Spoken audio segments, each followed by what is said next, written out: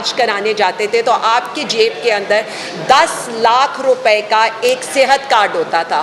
آج اگر ہم ایلوکیشن دیکھتے ہیں اس بجٹ میں تو 81 روپے ایک فرد کے اوپر ایک سال کی اسپینڈنگ ہے. سو یہ ایک بیسک ڈفرینس ہے جو میں آپ لوگوں کو بتانا چاہتی ہوں. یہاں پر ایک بہت ہی امپورٹنٹ بات ہے, جہاں ہم یہ بات کرتے ہیں کہ جی ہماری آئی ٹی سیکٹر گرو کر رہا تھا, یہاں پر آپ نے کیا کیا آئی ٹی سیکٹر کے ساتھ؟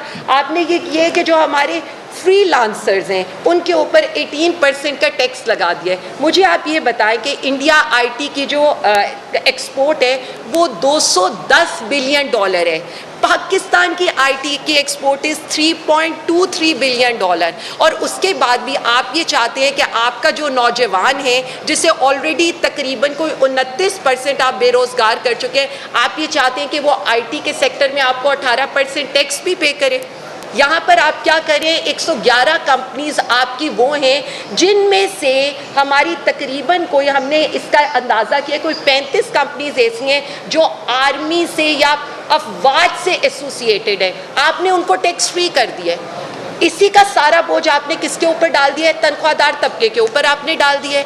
آپ اگر دیکھیں تنخواہ دار طبقے سے آپ لوگوں کی اپنی رپورٹس ہیں, اس سال کے اندر آپ نے کوئی 536 ارب روپے کا ٹیکس وصول کرنا ہے. یعنی آپ اشرافیہ پہ ٹیکس نہیں لگا رہے, تنخواہ دار طبقے کو آپ یہ کہہ رہے ہیں کہ ہم تمہیں نچوڑ دیں گے.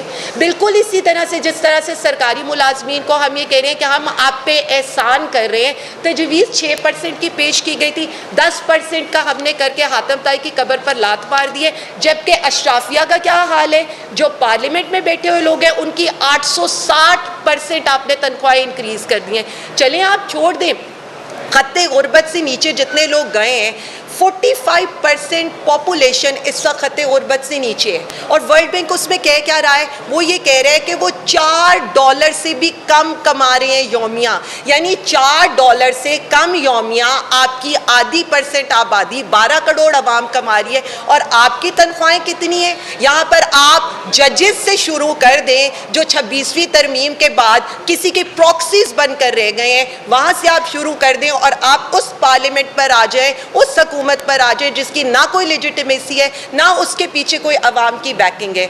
ایک کمپیریزن ہم نے کیا ہے, اور اس کمپیریزن کے لحاظ سے ہمیں جو یہ حکومت پڑ رہی ہے, یہ 11 کروڑ روپے ایک گھنٹے میں وہ حکومت پڑی ہے جو کچھ نہیں کر رہی. ان کو بھی آرڈرز آتے ہیں, ان کو بھی بلز آتے ہیں, اور وہ بلز ایز اٹ از وہ لے ڈاؤن کر دیتے ہیں, اور ہمیں ایک دن کا وہ 2.6 ارب روپے میں پڑی ہے. تو مجھے یہ بتائیں نا, ہمیں نہ ایسی کوئی جمہوریت کا فائدہ ہے, نہ ہمیں ایسی کوئی پارلیمنٹ کا فائدہ ہے, نہ ہمیں کوئی ایسی عدلیہ کا فائدہ ہے. یہ جتنے لوگ پارلیمنٹ میں, وہ ہم کہتے تھے نا ڈیموکریسی کے 3 جو ہوتے ہیں ستون ہوتے ہیں, تو 2 ستون تو 26ویں ترمیم کے بعد ایک تو ویسے ہی ختم ہو چکا تھا 8 فروری کے بعد, دوسرا بھی 17 سیٹوں والے کو آپ نے مسلط کر دیے, جو ہمیں 3 ارب روپیہ ایک دن کا انہیں دینا پڑے, اور ان کی تنخواہیں اس کے علاوہ ہیں. میں صرف اتنا کہنا چاہوں گی, آپ کی نا تجربہ کاری, آپ کا حکومت نہ سنبھالنا مجھے چھوڑ دیں, میں تو شاید آپ کی اپوزیشن رائیولری میں ہوں گی. یہ آپ کا اپنا وزیر خزانہ یہ اس چیز کو ایکسیپٹ کر رہا ہے کہ آپ معاشی طور پر ناکام ہو چکے ہیں. آپ معاشی طور پر ناکام کس طرح سے ہیں؟ وہ خود یہ کہہ رہے ہیں کہ آپ ہر چیز قرض لے کر کریں اور مالی گنجائش کے مطابق ریلیف دے سکتے ہیں. تو میں ان صاحب سے پوچھنا چاہتی ہوں جو انسٹالڈ ہیں, جنہیں لایا گیا ہے, جن کی کوئی سے نہیں ہے, جن کی کوئی عوامی حمایت نہیں ہے, میں ان سے صرف اتنا پوچھنا چاہتی ہوں, تو قرض لے کر آپ کیا کر رہے ہیں؟ قرض لے کر آپ ججز کی تنخواہیں بڑھا رہے ہیں, قرض لے کر آپ پارلیمنٹیرینز کی تنخواہیں بڑھا رہے ہیں, قرض لے کر آپ اسپیکر کی تنخواہیں بڑھا رہے ہیں. یعنی ہم قرض کے پیسے میں آپ باقی سب لوگ دیں گے, لیکن عیاشیاں کون کریں گے؟ اس حکومت کی اشرافیہ کرے گی.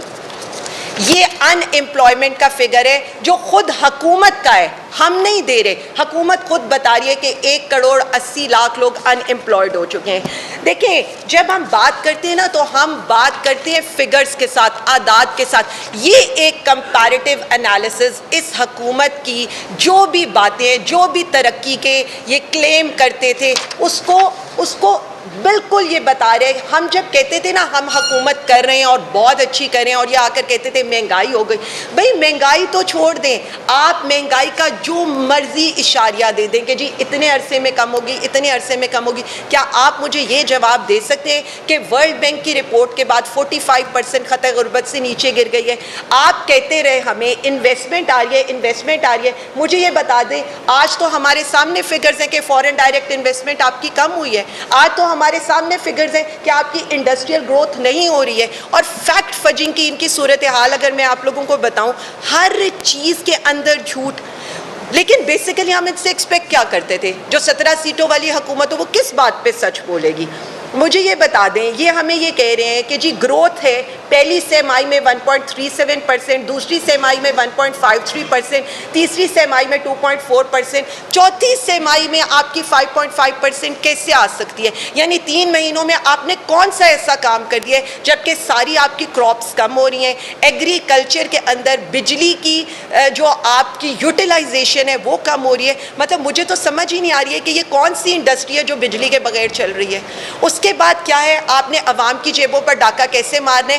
آپ نے جو بندہ 100 روپے کے اوپر اپنے موٹر سائیکل کے اندر پیٹرول ڈلوائے گا، اس نے تو آپ کو پیسے دینے ہیں ٹیکس لیوی کی صورت میں، کاربن لیوی کی صورت میں. لیکن جو اشرافیہ ہے وہ 111 کمپنیز ہیں، ان سے آپ نے کچھ بھی وصول نہیں کرنا اور اس پر آپ ہمیں کوئی جواب بھی نہیں دینا چاہتے.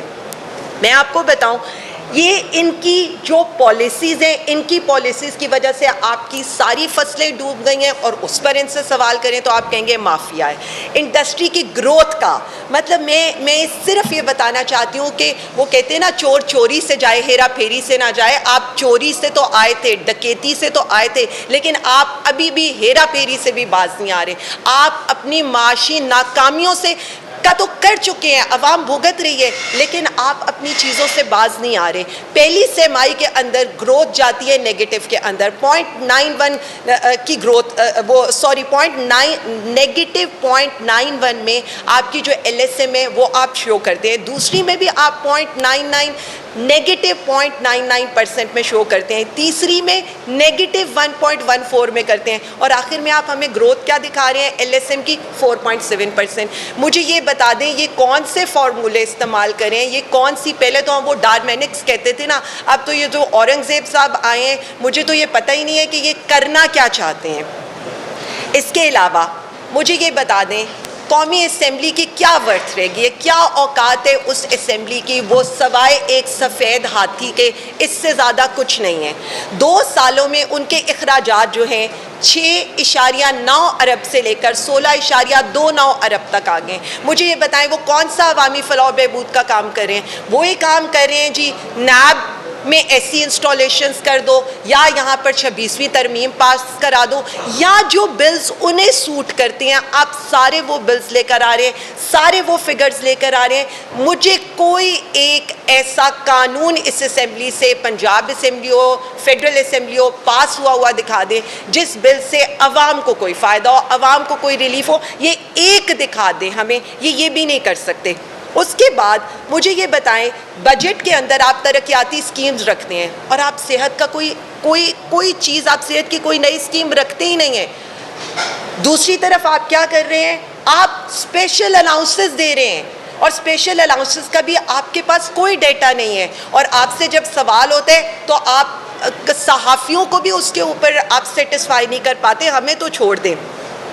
پھر میں آپ سے سب سے زیادہ جو حملہ ہوا ہے وہ کسان کے اوپر ہوا ہے، اور اس کے بعد جو حملہ ہوا ہے وہ عوام کے اوپر ہوا ہے.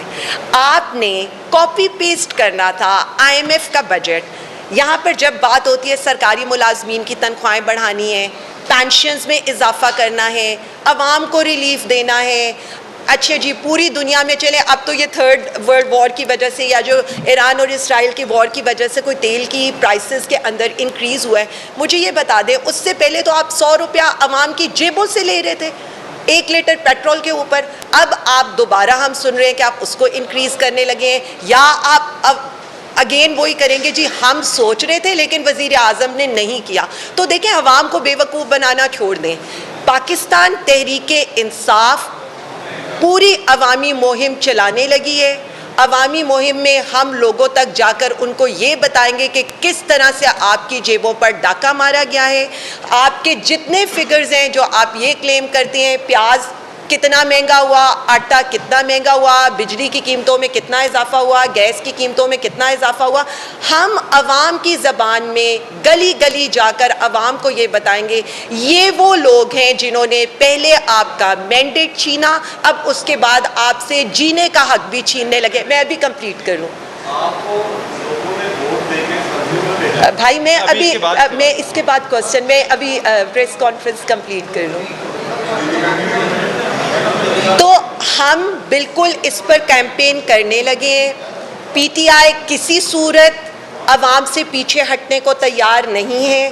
ہم گلی گلی یہ مہم چلانے لگے ہیں. آپ ہم پر ایف آئی آرز کاٹیں، آپ ہم پر جیلوں کے دروازے کھولیں. پی ٹی آئی پنجاب اس وقت تیار ہے اور ہماری پراپرلی ہم نے اپنی کیمپین کے لیفلیٹس تیار کر لیے ہیں اور وہ صرف عوامی ایشوز پر ہوں گے. میں جو آگے کا ہے ہم آپ کو بتا دیں. دیکھیں، پچھلے 9 اپریل کے بعد پی ٹی آئی کے اوپر جس طرح کی فسطائیت، جس طرح کا ظلم، جس طرح کا جبر ہوا، وہ آپ سب کے سامنے ہے. ہم میں سے کسی کی زندگی کبھی بھی اتنی آسان نہیں رہی ہے کہ ہم یا عدالتوں میں پیش ہوتے رہے ہیں، یا جیلوں میں رہے ہیں، اور یا پھر ہمارے گھروں پر ریڈ ہوتے رہے. لیکن اس کے باوجود بھی آج بھی پاکستان تحریک انصاف، وزیر اعظم عمران خان ایک سیاسی حقیقت کے طور پر آپ کے سامنے کھڑے ہیں. عوام نے ہمیں ووٹ دے کر منتخب کیا. آپ مانے نہ مانے، لیکن آج بھی اس وقت ملک کی سب سے بڑی اپوزیشن جماعت پاکستان تحریک انصاف ہے.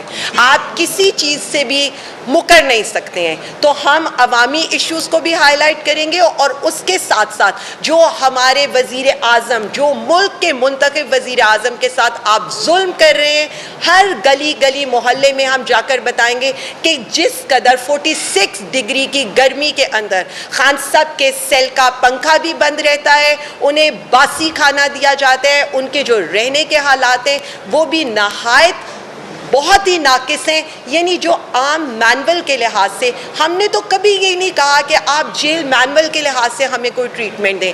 ہم میں سے جتنے لوگ بھی جیلوں میں رہے، مجھ سمیت، آپ نے 8 گھنٹے پریزن وینز میں اس تپتی دھوپ میں ہمیں رکھا، ہم نے اف تک نہیں کی، صرف یہ سمجھتے ہوئے کہ ہم پاکستان اور پاکستانیوں کے لیے لڑائی لڑ رہے ہیں، ہم آئین اور قانون کے لیے لڑائی لڑ رہے ہیں، ہم اس ملک میں جمہوریت کی لڑائی لڑ رہے ہیں. حالانکہ ہم نے کوئی کرپشن کے پیسے نہیں بچانے تھے، ہم نے کوئی even field Bilawal Zardari house یا ہم نے کوئی جاتی عمرہ یا اپنی ملیں نہیں بچانی تھی. اس کے باوجود ہم نے کبھی آ کر یہ رونا نہیں رویا. لیکن ہم یہ بتا رہے ہیں آپ کو کہ جو وزیر اعظم خان کے ساتھ، ہمارے سیاسی قائدین، ہمارے سیاسی کارکنوں کے ساتھ، ان کی اہلیہ کے ساتھ سلوک ہو رہے، یہ ہیومن رائٹس کی وائلیشن بھی ہے. یہ تو آپ سیاسی پولیٹیکل وکٹمائزیشن کو تو چھوڑ دے، آپ تو انسانیت کے درجے سے بھی گر گئے ہیں. میں ہمیشہ یہ کہتی ہوں پولیٹیکل رائیولری ہے.